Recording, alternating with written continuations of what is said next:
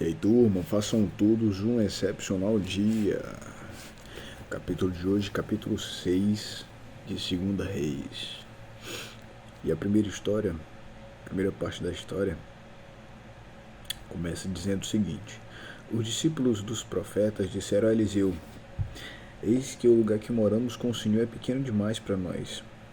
Vamos até o Jordão, tomemos lá cada um de nós uma viga e construamos um lugar para morar.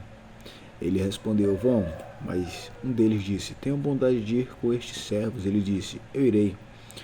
E com eles foi. Quando chegaram ao Jordão, cortaram a madeira. Aconteceu que, enquanto eles derrubavam um tronco, o machado caiu na água.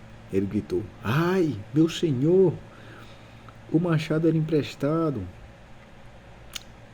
O homem de Deus perguntou: onde caiu? Ele mostrou-lhe o lugar. Então Eliseu cortou o galho, jogou na água naquele lugar e fez o ferro flutuar. Então disse: pegue-o. O homem estendeu a mão e o pegou. É interessante, né? O camarada estava aí e o camarada desesperou. Aqui põe um ponto de exclamação, né? Ai, meu senhor, o machado era emprestado, né? Para ver a preocupação do cara, que ele tinha que prestar conta, né? Mas deu tudo certo. Pois é. Continuando a história, algum tempo depois, o rei da Síria estava em guerra contra Israel. E o conselho com os oficiais disse que em tal lugar está meu acampamento.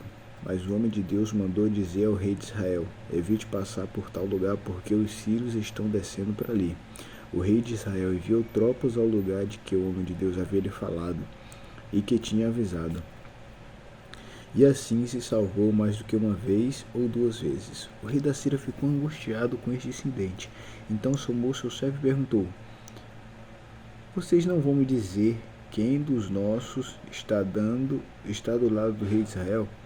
Um dos servos respondeu: ninguém, ó rei, meu senhor. Mas o profeta Eliseu, que está em Israel, conta ao rei de Israel as palavras que o Senhor fala no seu quarto de dormir. Então o rei disse: vão e descubram onde ele está, para que eu mande prendê-lo. E contaram ao rei: está em Dotã. Então o rei enviou para lá cavalos, carros de guerra e um grande exército. Eles chegaram à noite e cercaram a cidade.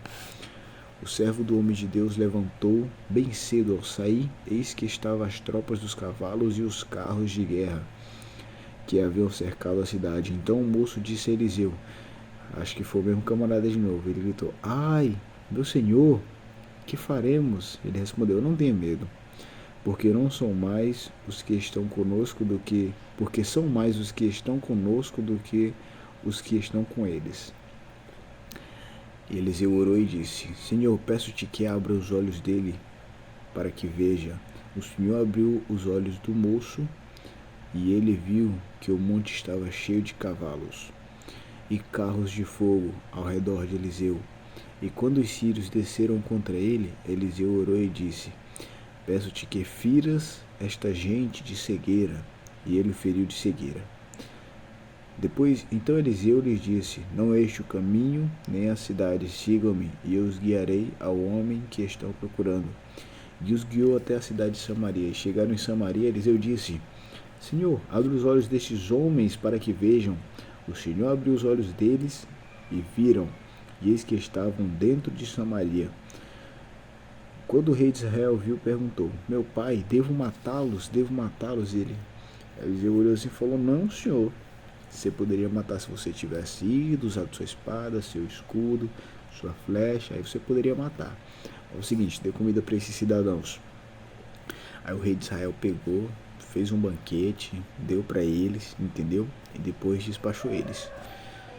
E depois disso não houve mais investida da Síria contra Israel, né? E ficou em paz. Depois disso, Ben-Hadad, rei da Síria, juntou todo o exército e foi à cidade de Samaria. Houve grande fome em Samaria. Eis que a sitiaram a ponto de vender a cabeça de um jumento por 80 moedas de prata e um pouco de esterco de pomba por 5 moedas de prata. Quando o rei de Israel vinha passando, andando sobre a muralha, uma mulher gritou: "Ajude-me, ó rei!" Ele respondeu: "Se o senhor não ajudar você, como eu poderia ajudá-la com a eira ou com o lagar?" E aí o que acontece? E o rei acrescentou: "Qual é o seu problema?" Ela respondeu. Esta mulher lhe disse: "Dê-me seu filho para que hoje comamos e amanhã comeremos o meu. Assim cozinhamos o meu filho e comemos." Mas no outro disse: "Quando eu disse a ela: Dê-me seu filho para que comamos, ela o escondeu." Ao ouvir estas palavras da mulher, o rei rasgou as roupas. Como ele estava andando sobre a muralha, o povo olhou e viu por baixo, sobre a pele, o rei estava usando pano de saco. Então o rei disse: "Que Deus me castigue, se até o final do dia Eliseu, filho de Safate, ainda estiver com a cabeça sobre os ombros." Eliseu estava sentado em sua casa juntamente com os anciãos.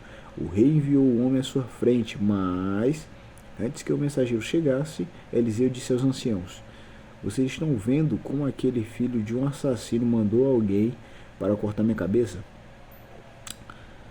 Quando o mensageiro vier, fechem a porta e empurrem-no com ela." Não é fato que logo depois dele se ouvirá barulho do passo do seu senhor?